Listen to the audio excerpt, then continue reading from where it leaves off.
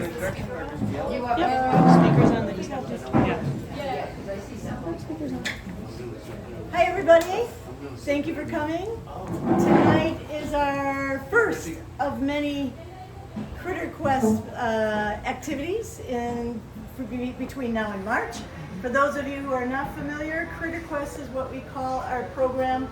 This is our second year where we have brought in invertebrate scientists, and these are 4 of probably 15 to 20 that will be here over the next few weeks. And you have the opportunity to do hands-on field work with them every other Friday. And we're doing a presentation every other Monday. So we hope you will join us throughout the next few weeks. And the purpose of this whole program is to contribute to a database of invertebrates, because we are told you cannot understand your biodiversity if you don't start with insects and vertebrates. Thank you very much.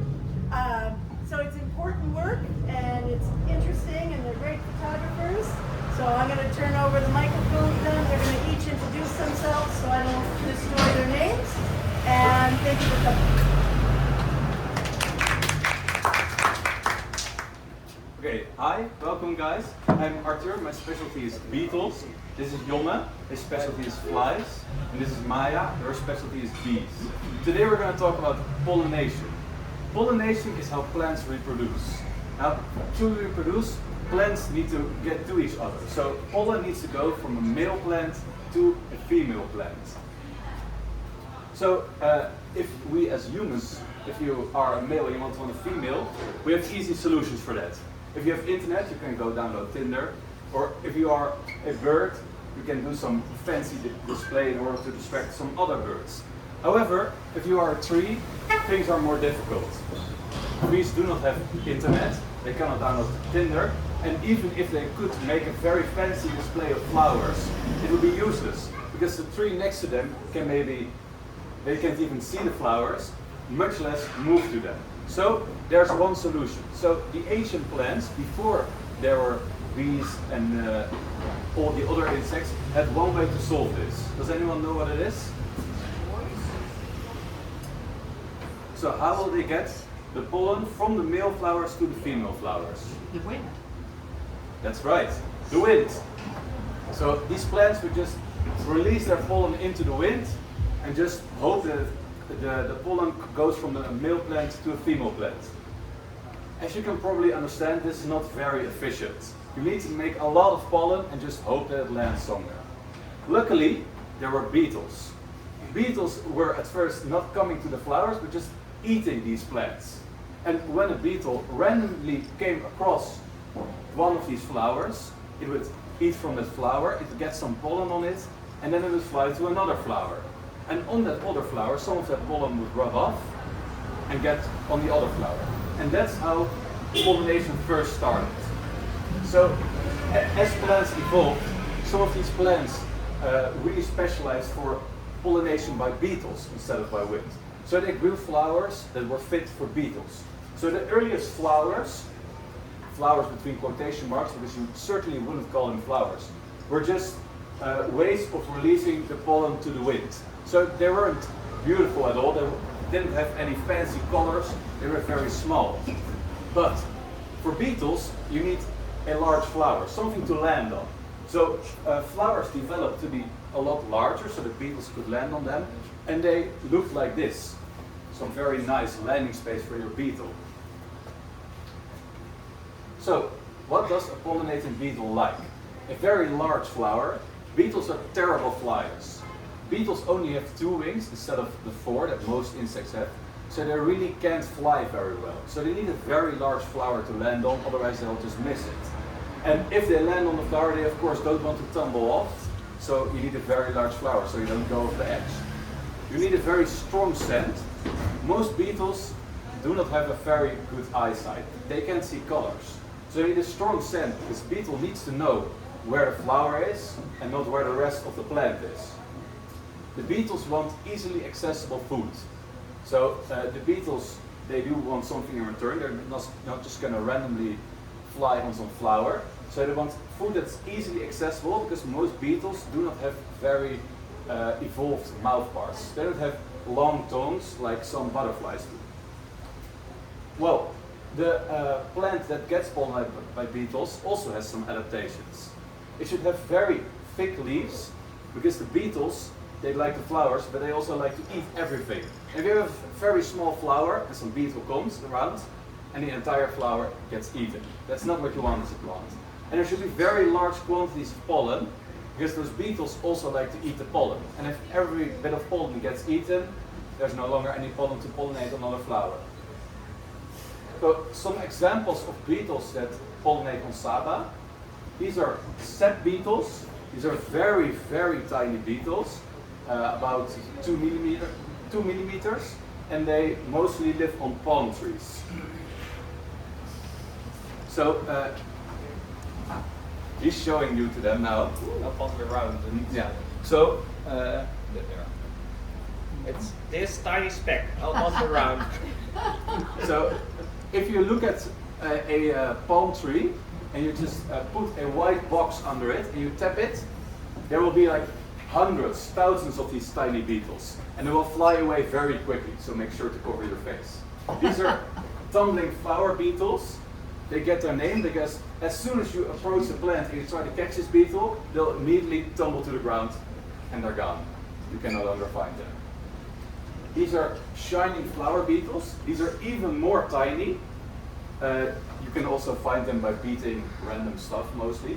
And they are very shiny. If you look at them under the microscope, you can see the reflection of the light of your microscope.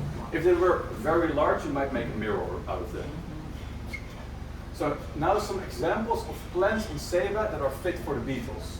So, as I told you before, that's a palm tree. It has a very large flower and it's very easy to access because it's very large, and as soon as you land on there, you will land on something and you won't fall off. Furthermore, the food is very easily accessible. It's not like a long flower where you need to reach in. These are two other examples, the pistil and the yellow alder. These are very large yellow flowers that serve as a good landing spot for beetles, and the nectar is easily accessible. These are plants that are not fit for the beetles. This is a foulberry. Imagine you are a beetle and you will land on this. Well, you might be able to land on this. It's not a very large flower, but if you land on it, you will immediately fall off. It looks, you don't want to climb on this. So that's not very nice for the beetles. This is another flower. Any guesses why this is not fit for a beetle? Pollen is way inside. What? The pollen is toward the bottom. Indeed. Beetles do not like it because this is way too difficult.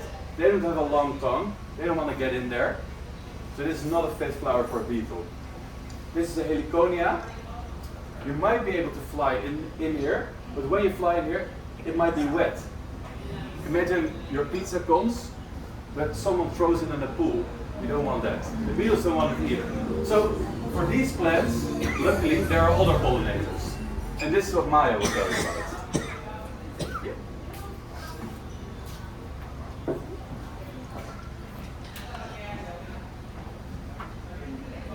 Let's see. Okay, next to the beetles. Can you make sure that it's turned on? Is it that one? Should Still not? yeah. If it's turned to the mute part, if it's not, then we're It good. is not. Okay, then good. Then it's, You go ahead. okay. You can put it in your ear.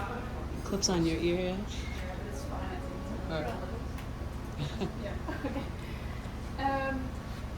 Yeah, of course, the bees are also very important pollinators, and okay, there are very big. Oh, that's It's on. You try holding it closer. Closer? Is it not working? Mhm. There you go.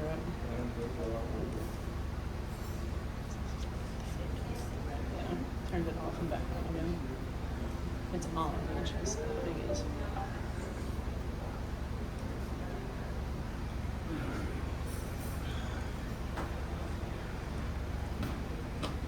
Good connection, which is. Say so. Can you hear it? Yeah. There we go. That's Hallelujah. working. Okay, great.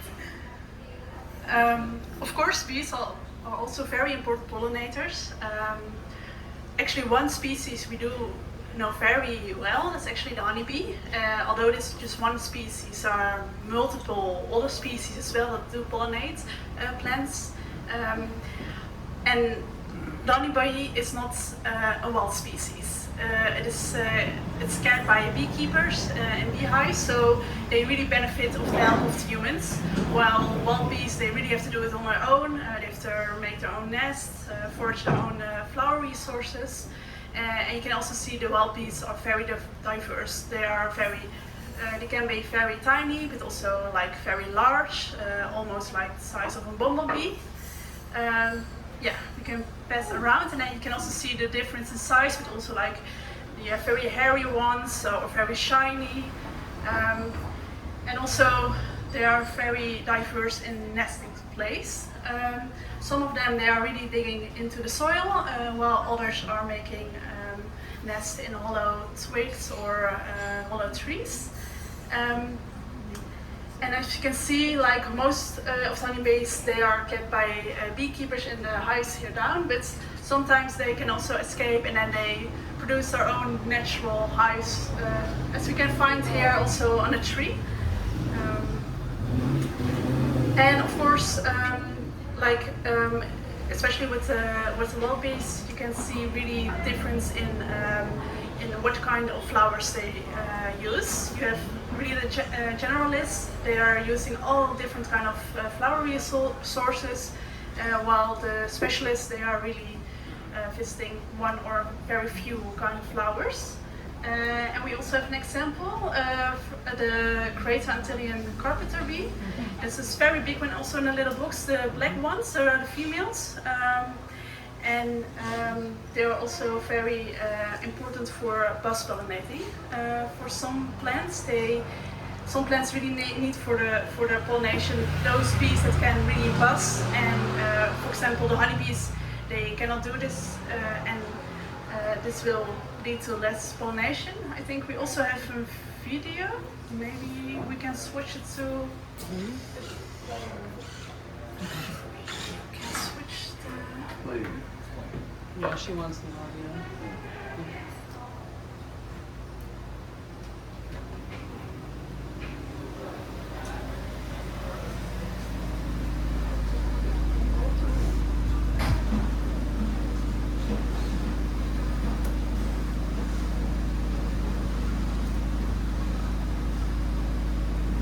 And it sounds very low. Maybe it's.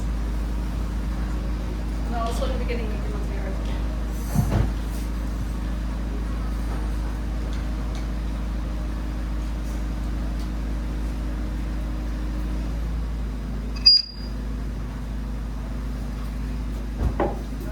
On this video, you actually could really hear like when they are just flying, you can hear them a little bit busy. But then when they're on a flower, you really also hear like the buzzing. You can really hear a difference in sounds, and especially when they are buzzing inside the flower, they are really shaking a lot, and then they're trying to get some extra pollen and nectar, and then they're collecting the pollen so they can carry it on for their offspring. And at the same time, if they're foraging multiple flowers, then they will pollinate also the different flowers, so it's very beneficial for the flowers as well. And very actually cool finding during this expedition. Last year, of course, we found there's already a lot of carpenter bees found, but this year also a male carpenter bee has been found. They are very yellow, and it was really cool to see also the male one instead of all the female ones.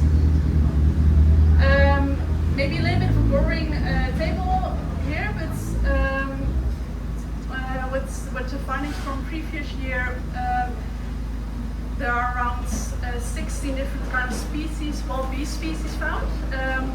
Although there are, especially like the last two ones, probably there are multiple species in there, but we are not sure yet because they are very tiny and very difficult to identify. So we have to do some more work this year to see if we can really identify which kind of species are there. If there are, we think there are some between 1 or 3 species. So hopefully we get a complete species list at the end of this expedition. Yes? There was a beehive lately somewhere in the wild. Is that most probably a honeybee that making the Do you know how hive? it looks like? Was it really like more like on the right? It was really like, yeah. This? Was Yeah, it but it looking was like also this? really neat. Or because the waltz bees are more like really making small holes in the It was ground? hanging underneath a bench. Okay. Probably there'll be a honeybee, I think. Yeah. If it's really hanging or yeah. Yeah, it was like Or- a nice. Yeah, then it's probably an honeybee. Yeah, yeah. Another question in the back. Oh, yeah. Stupid question, but still a question. Everything in that little box is a bee. It is me. Yeah. No, there are a few flies as well. Ah. Yeah. No, not everything. I Yeah. had the same question. Like, No, how no. do you distinguish between a fly and I was like, It looks like a fly. Yeah, actually I should have put it out of Yeah.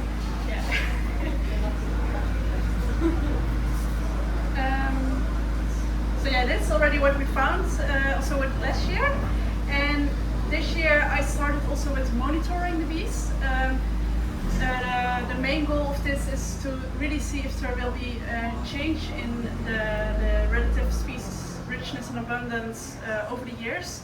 So the idea is to do this multiple times a year and also do it multiple years in a row. So on several locations on the island, I'm walking in transect. So the idea is to walk in a line of 150 meters, and each transect from 150 meters is divided in each sub-transect of 50 meters. And each 50 meters, I'm just counting all the bees I see for 5 minutes. So those are like the field sheets I'm using. So you really noting down like the location, the time, also the weather conditions. That can also be very important as well. And then next to all the bee species, I'm also noting down which kind of flowers and how many, like the percentage of the flowers in the transect. So after multiple years, hopefully we can see like if there is a trend or not, or if maybe we have to do something if we want to increase the native bee species, the abundance, and there you can go. So how many times will you do this per year? I would say 4 times a year. Are you coming back 4 times? I hope to find some volunteers that can do it here as well, like some locals or other people that are interested, or land managers or other public. Yeah, I think that would be really cool. Yeah, Saber Conservation Foundation would be really nice. Yeah, if more people really want to do it, because the transects are fixed on the island. So also over time the abundance of flowers will change as well. So maybe there's a relationship as well, like if there are less flowers or different flowers or other species as well. For example, those 7 locations I already have put some transects. I hope to do some more in the upcoming days, and then hopefully the upcoming years or upcoming rounds, those locations can monitor again. So at the end we have some comparative data. We can see if there are any trends in populations, because I think that would be really cool to see if there are changes or not, because especially you see like nowadays there are big declines in insect populations. So if we can find it here as well or not, if there's a difference. And already those are some results from what I did last week.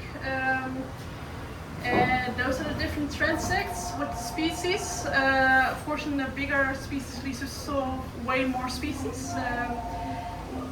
But in transects it's very fixed, so there are not a lot of species, and you can already see, like especially the honeybees are very present with bigger amounts compared to the non-red numbers. Those are the wild bee species.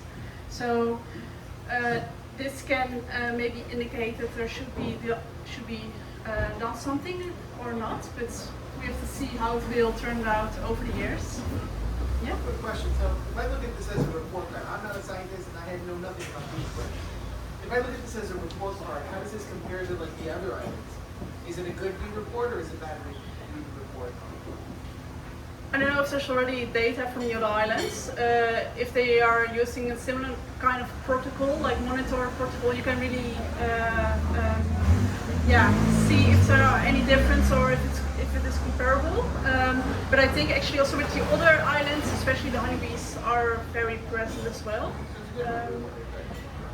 If it is good, I don't know, because you can see nowadays there are a lot of competition between wild bees and honeybees within the flower resources, especially because the honeybees have, of course, like benefits from humans. They have their hives. The beekeepers, of course, make sure they are well. And if there are too many honeybees, they can, and there are not a lot of flowers, there's a lot of competition. So it can mean that some wild bee species can disappear, especially because some wild bee species are very needed, especially the specialist species. They are really specialized on certain flowers, so certain flowers really need the bee species for pollination. So yeah. Awesome. Yeah. Okay, so those are already the results for now. So hopefully the upcoming monitoring rounds, we hope to see more results, and hopefully we can also make some recommendations if we have to do something about restoration management or other practices. Yeah, so this was part about the bees.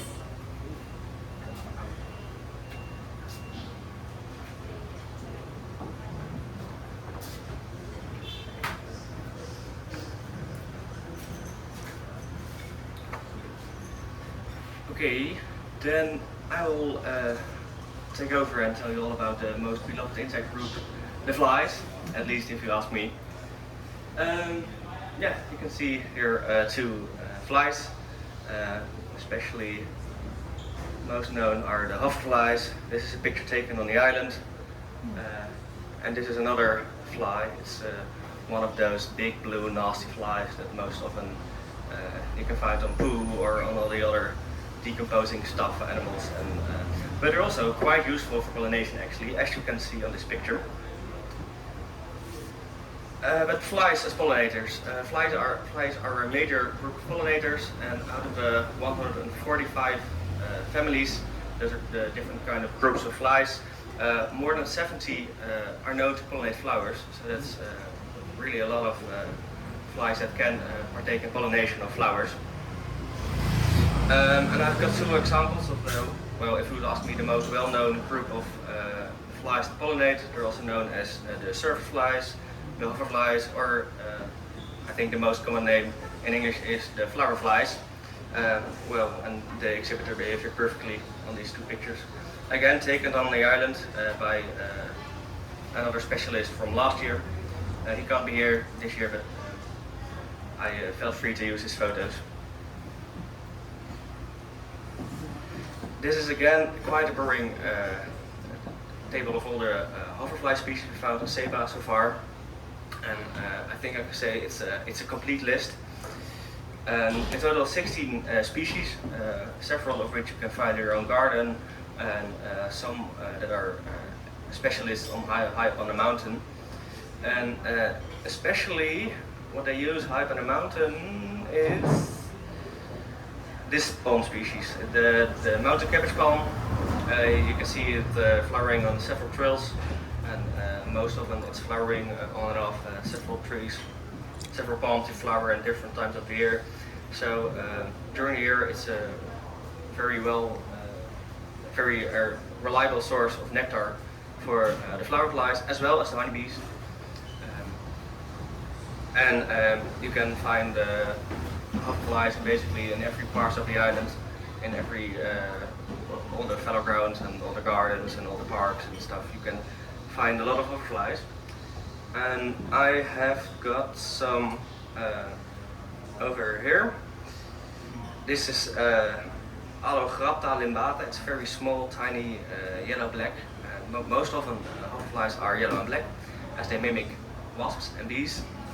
And so birds and other predators don't want to eat them. and this is especially a pretty one.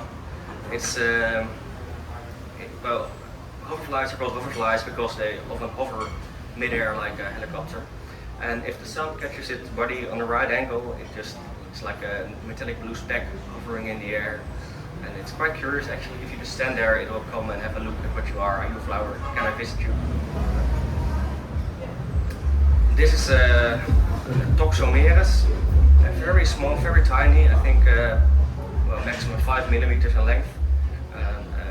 But they are the most abundant fly on the whole of Seba.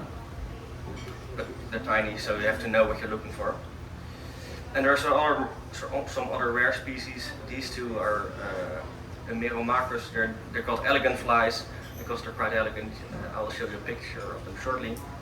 And they are only found high on top of the mountain, like 800 plus meters in the Alpine forest. And this one and this pretty one are the elegant flies that you have on Seba. We've only seen photos of this one. We've seen it only twice. It is, and this one has been recorded 3-4 times. They're still incredibly rare. And there are not a lot of records on the other islands and on the neighboring islands, so it's quite nice that we found them over here. It really says a lot about the quality of the habitat high up in a mountain.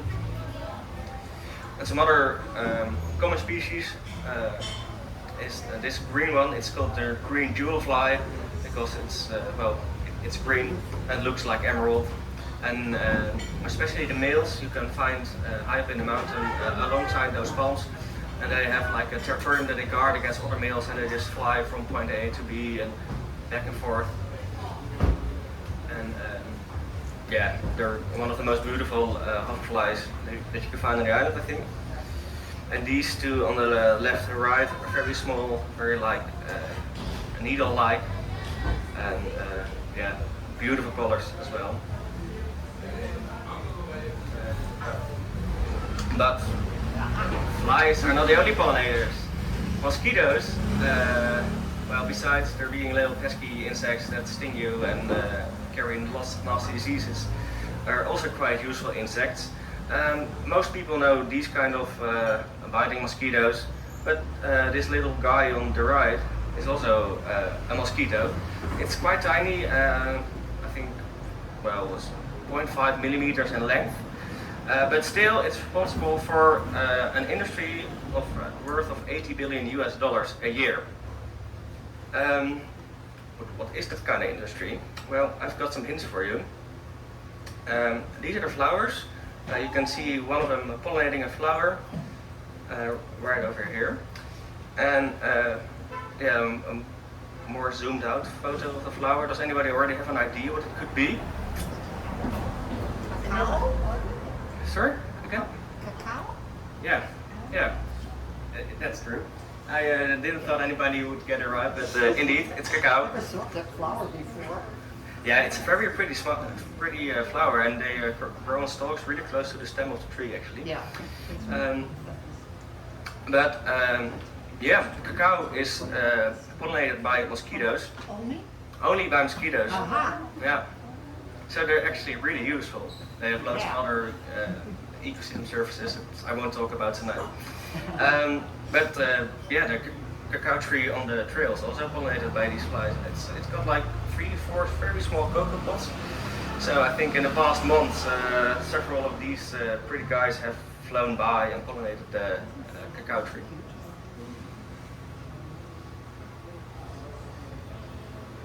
But yeah, it's nice that we are here, but we're leaving in a couple of days already. So then it's up to you to take over and log all the hoverfly, bee, beetle observations. But how can you do it? You could of course use iNaturalist. iNaturalist is a global biodiversity citizen science database. You can quite easily upload your pictures. And I've been so free to include these two observations. They were made on the excursion last Friday. And yeah, you can just upload your pictures, and then citizen science or other experts like us we'll comment on them and say, yeah, nice, well done, it's this species, or maybe it's this species, and then we'll do some suggestions. And you could also look at all the hoverfly species for example, the hoverfly species in your area. You can make custom boundaries on maps. You can look at all the parts of the world, and then you will see nice photographs of all the species. And this is a custom boundary I've drawn on top of, I think like from the Virgin Islands down to Guadalupe, Dominica. And you actually see a lot of species that we have on Seba as well. These four all occur on Seba. Here's the green jewel fly that I talked about. This one we won't be having on Seba, we have it on St. Martin. And all these species also occur on Seba. And this one still has to be found, so maybe one of you guys will make a picture, and it will be the first record of this hoverfly on Seba. We've also got another citizen science database. It's called observation.org, and it's often used by scientists in Europe or or visiting Dutch scientists on the Dutch Caribbean islands, and it's promoted by the Dutch Caribbean Nature Alliance. They have a website, and you can also find lots of more information. And with that, I would like to conclude our talk. And if there are any questions, feel free to reach out. Maybe this is a stupid question.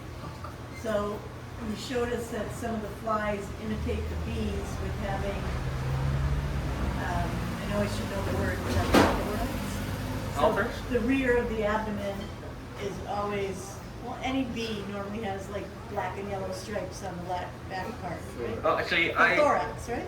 If you're interested, I have another presentation of last year which showed the differences between flies and wasps. I can put it up if you, then I can explain it. But do we know like why they're striped or colored? Is it just camouflage or?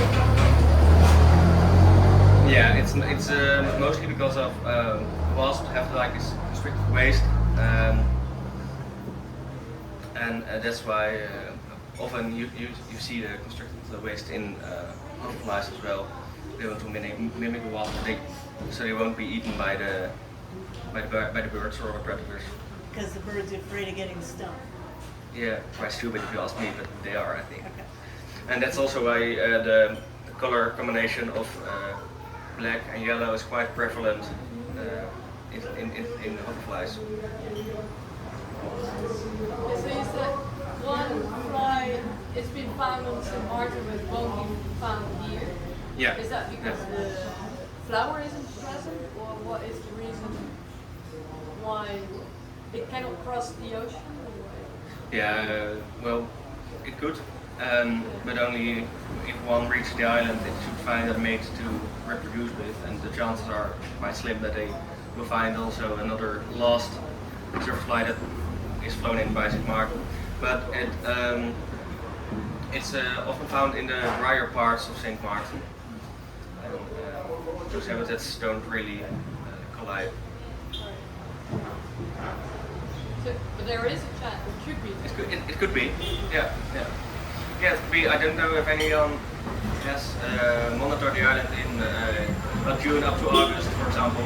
Maybe it only occurs in the summer on Seba. Could be. We don't know yet. So that's up to someone else, of you to find out. More questions for the bees and the beetles, or no? Great. Thank you.